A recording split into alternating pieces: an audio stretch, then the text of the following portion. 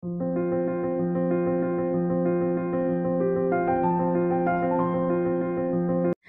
चला आता ना मी ब्रेकफास्ट बनवते आहे आणि डायरेक्टली जे आहे इथनंच जे आहे व्हिडिओला सुरुवात करते आहे. सो नमस्ते, मी स्नेहा कोगदे फॅमिलीमध्ये पुन्हा एकदा तुम्हा सर्वांचं खूप सारं स्वागत करते. आणि इथे आज ब्रेकफास्टमध्ये बनणार आहे सँडविच. कारण खूप दिवसाचं आरोहीचं चालू होतं, मम्मा सँडविच बनव बनव. आणि माझं काय चालू होतं माहिती आहे का, थांब जरा मी मिशोवरनं ना मस्त सँडविच मेकर वगैरे ऑर्डर करते आणि त्यानंतर आपण बनवू. आणि करते करता करता आता जवळपास 1.5 महिना झाला, सुट्ट्या संपत आल्यात आणि तिचं मग चालू झालं, नाही मम्मा आम्हाला आज तर सँडविच बनवून पाहिजेच म्हणून. सो सकाळीच जे आहे मी आलू वगैरे उकळून घेतले होते आणि त्यानंतर आता सर्व चॉपिंग वगैरे करून इथे मस्त आलूची चटपटीत चटणी बनवते आहे. चटणी जास्त चटपटीत व्हावी ना म्हणून त्यामध्ये मी एक्स्ट्राचं जे आहे चाट मसाला आणि आपलं काळं मीठ आहे ना तेही घालत असते. त्याने खूप मस्त चव येते बरं का आलूच्या चटणीला. इव्हन म्हणजे फक्त सँडविच बनवायची आहे तेव्हाच नाही, तर मला अशी मध्येही छान चटपटीत भाजी खावीशी वाटली तर त्यामध्ये मी चाट मसाला आणि काळं मीठ वगैरे ॲड करतच असते. आणि आता इथे मी ग्रीन चटणी बनवते आहे. त्यासाठी बघा, शेंगदाणे, आलं, लसूण, सोबतच त्यामध्ये हिरवी मिरची, पुदिना, कढीपत्ता आणि भरपूर सांबार घातला आणि एक लिंबू मस्त पिळून घेतलं. इतकी चटपटीत होती ही चटणी पण की म्हणजे फक्त सँडविचसोबत वगैरेच नाही, तशीही खायला भयंकर टेस्टी लागते. यामध्ये सुद्धा मी म्हणजे लिंबू तर पिळलंच, सोबत थोडंसं जे आहे चाट मसाला आणि काळं नमक आणि भरपूर जिरं घालत असते. भाजलेल्या जिऱ्याचा फ्लेवर आणि चव म्हणजे विचारूच नका, मला भयंकर आवडतं, त्यामुळे मी जास्तीत जास्त भाजलेलं जिरं घालत असते. बरं चला, इथे ब्रेडचे जे काठं असतात आरोहीने आधीच मला कट करून दिलेले आहेत. त्यावरनं मी मस्त हिरवी चटणी लावली. त्यानंतर जे आलूची भाजी केलेली आहे ती स्प्रेड केली आणि भरपूर चीज टाक असा आरोहीचा हट्ट होता. म्हणजे नेहमी मला अशी सांगून जात होती ती, म्हणून यावर मी भरपूर चीज घातलं. आणि चला इथे ना आपलं सिंपल असं सँडविच बनवून तयार आहे. आरोहीला ना म्हणजे काय असतं ते, मोजरेला चीज हवं होतं बघा. मला म्हणता येत नाही आणि मुलांना काय कुठनं माहिती करतात. म्हणजे ओळख आहे मला तशी त्या चीजची, पण आजपर्यंत मी काही यूज केलेलं नाही ते. आता बघेल, आमच्या पारसला तर काही मिळालं नाही, कारण आमचं पारस अगदीच खेडगाव आहे असं म्हटलं तरी चालेल. तरी आमच्या कॉलनीमुळे बऱ्याचशा गोष्टी मिळतात, पण मोजरेला चीज एकतर संपलं असेल किंवा त्यांच्याकडे नसेलच. त्यामुळे मग आमचं जे अमूलचं साधंवालं चीज असते तेच मी जे आहे यावर स्प्रेड केलं आणि मस्त खरपूस असं जे आहे हे सँडविच मी भाजून घेत आहे. आता सँडविच मेकर येईल तेव्हा येईल, पण आज काही आरोहीला धीर निघतच नव्हता, म्हणून अशा प्रकारे ताव्यावरच जे आहे मस्त खरपूस असं सँडविच मी भाजून घेतलं. त्यानंतर त्याचे 2 काप केलेत आणि बघा अगदी इझिली जे आहे माझं इथे सँडविच बनवून तयार आहे. चटणी इतकी टेस्टी बनली होती आणि जे सँडविच आहे तेही मस्त खरपूस भाजलं गेलं होतं, त्यामुळे ना त्याची चव जरा जास्तच वाढली होती. त्यामध्ये टोमॅटो, कांदा वगैरे बऱ्याचशा गोष्टी ॲड करणार होती मी, पण आरोहीची तशी काही इच्छा नव्हती. मी म्हटलं जाऊ दे, मलाही तेवढंच बरं, म्हणजे माझा टाईम वाचेल शॉपिंग वगैरेचा. आणि म्हणजे माझा आवाज तुम्हाला व्यवस्थित येत नसेल, पण माहीत नाही का बरेच दिवस झाले म्हणजे बिमार आहे असं नाही म्हणता येईल, पण काही ना काही दुखणं चालूच आहे. कळत नाही नेमकं काय होतं आहे ते, पण जरा आवाज ॲडजस्ट करा एवढंच माझं म्हणणं आहे. चला आता इथे माझे 2-3 सँडविच मस्त असे खरपूस भाजून तयार आहेत आणि अशा पद्धतीने अगदी इझिली तुम्ही सँडविच म्हणजे बनवू शकता. काही सँडविच मेकरच असलं पाहिजे किंवा हेच चीज असलं पाहिजे, ह्याच भाज्या असल्या पाहिजे असं काहीही कंपल्शन नसतं. आपल्याकडे जे आहे ते वापरायचं आणि फक्त मुलांच्या इच्छा पूर्ण झाल्या पाहिजेत, तेवढंच महत्त्वाचं. मेयोनीज वगैरे बऱ्याचशा गोष्टी होत्या, पण आरोहीनं घेऊन येत असते मोठ्या आवडीने, पण खायला तिला मग ते नको असतात. आणि बरंही असतं बघा, मेयोनीज म्हणजे काय ते शेवटी तेलापासूनच बनवलेलं आहे, तेलावर प्रक्रिया करून वगैरे वगैरे.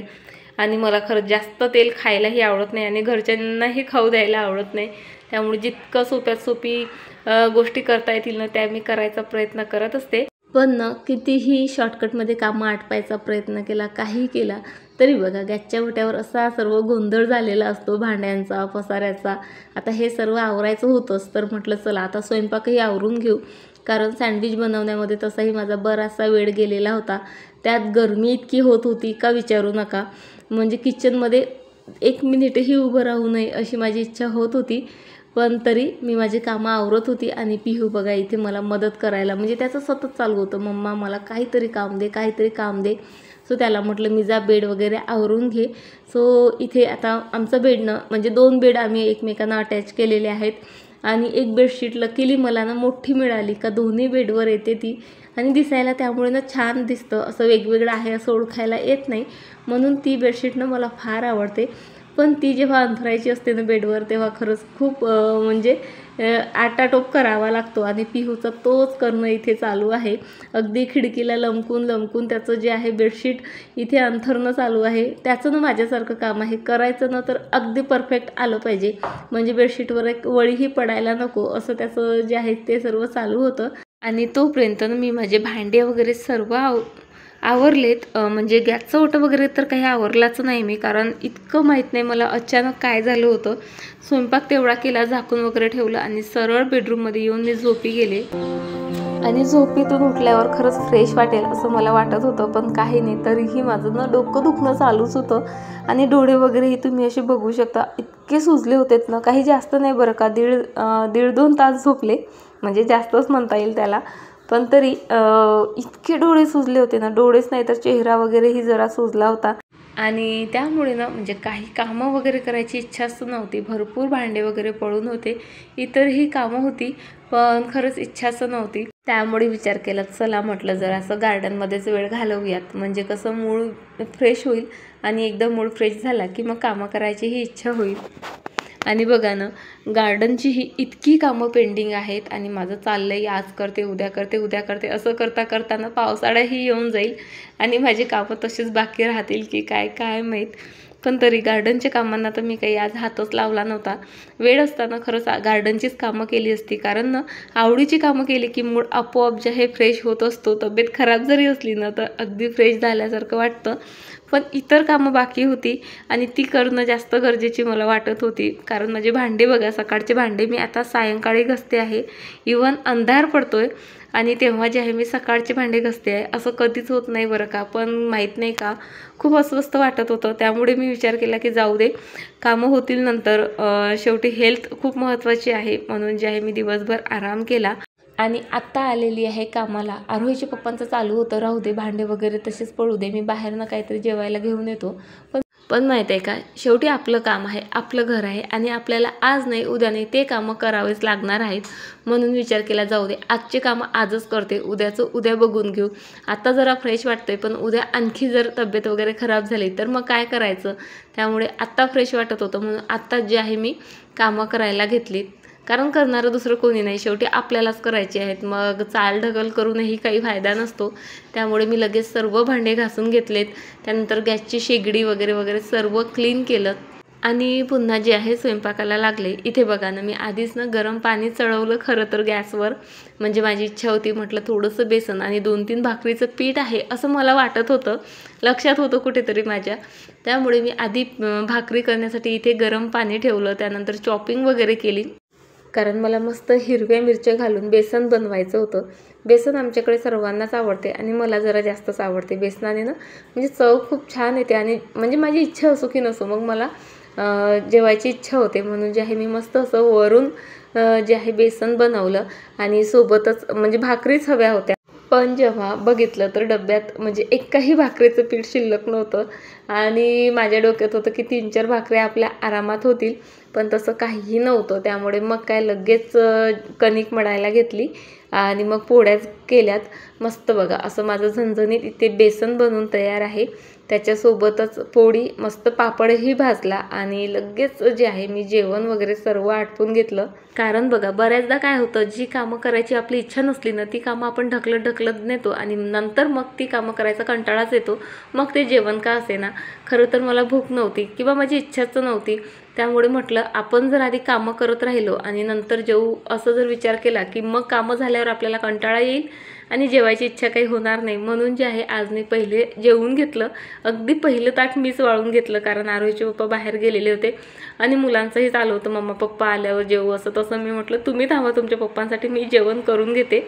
जेवण केलं. त्यानंतर लगेच भांडे वगैरे सर्व घासून पुन्हा एकदा जे आहे गॅसचा ओटा क्लीन केला.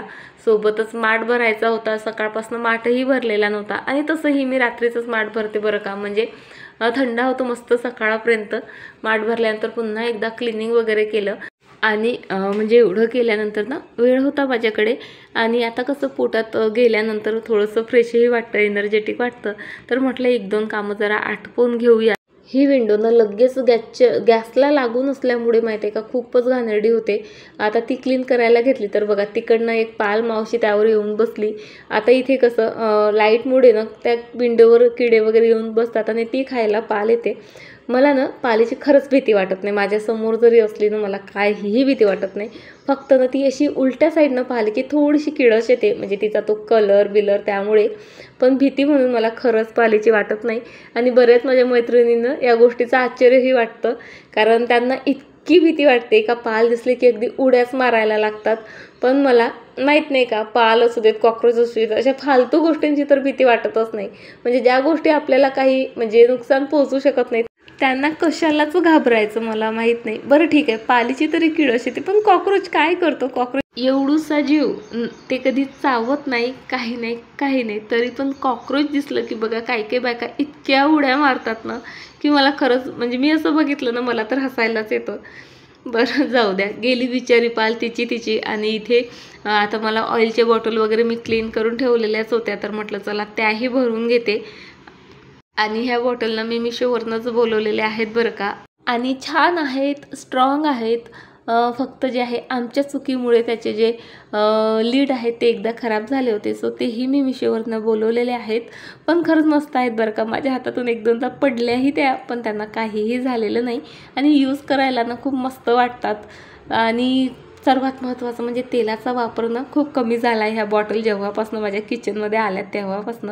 आणि इथे माझा स्ट्रगल चाललेला आहे की एकही तेलाचा थेंब वाया जाऊ नये, कारण म्हणजे आता तुम्हीही अशी नक्कीच रिलेट कराल. अशा छोट्या गोष्टीतूनच जे आहे आपल्या बायकांची मोठी बचत जी आहे होत असते. सो बघा फायनली जे आहे त्यातनं एक थेंब जे आहे मी पूर्ण बाहेर काढला आहे. आणि हे सर्व आता मी आवरते. सोबतच ना खूप दिवसापासून चालू होतं माझं हे जे सोप वगैरे ठेवायचं आहे, कारण मग खात नाही ना कोणी, तर ते क्लिनिंग करण्यावरही लक्ष जात नाही. आणि अचानक कोणी आलं ना तर मग मात्र पंचायत होते. आणि मी हे इथे का ठेवलं आहे माहीत आहे का, की लक्ष राहिलं पाहिजे, येता जाता खाता आला पाहिजे ओवा म्हणा, सोप म्हणा, कारण त्यामुळे ना आपलं मेटाबॉलिझम खूप चांगलं राहतं. पण खरं सांगते कधीच लक्ष राहत नाही. कधीतरीच कोणी आलं की तेव्हाच जे आहे या गोष्टींकडे लक्ष जाते. आणि त्यामुळे इतकं खराब कंडिशन होती ना याची, इतकी धूळ साचली होती त्यावर. शिवाय आता गॅसच्या जवळ असल्यामुळे ना त्यावर खूप चिकटपणाही आला होता. म्हणून म्हटलं चला इतर तर कोणती कामं झाली नाही, एवढं तरी एक काम आठवणीने करूयात. म्हणजे कसं आज एकही काम नाही केलं याचा गिल्ट येणार नाही, कारण दररोजची कामं कशी आपली ठरलेली असतात आणि ती जर वेळेवर झाली की जरा बरं वाटतं. पण त्यातलं एक जरी पेंडिंग राहिलं ना की मग राहिलं असं सतत माझ्या डोक्यात चालू असतं. त्यामुळे माझा प्रयत्न असतो जास्तीत जास्त जे आहे ज्या दिवशीची कामं त्याच दिवशी करायची. बरं चला आता या छान स्वच्छ आणि सुंदर किचनसोबत आजचा व्हिडिओ जो आहे मी इथेच संपवते आणि तुम्हाला उद्या भेटते अशाच एका छान व्हिडिओसोबत. तोपर्यंत फ्रेंड्स स्वतःची काळजी घ्या. बाय, टाटा.